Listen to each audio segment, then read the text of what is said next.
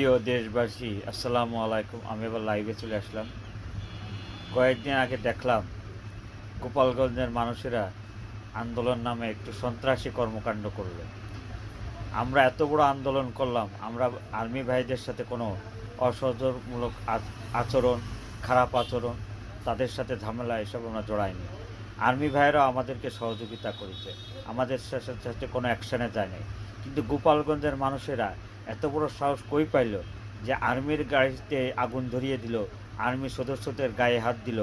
এত বড় সাহস, এত বড় দাম্ভিকতা কোথায় পেল? আমলীগের সময় তাহলে এই গোপালগঞ্জের মানুষেরা কত বড় সন্ত্রাসী কাজকর্ম করছে। আমলীগের সন্ত্রাসী ঘাঁটি হচ্ছে গোপালগঞ্জে। আর এই গোপালগঞ্জের নাম মুছে ফেলায় দিতে চেয়েছিল আমাদের দেশনেত্রী বেগম খালেদা জিয়া।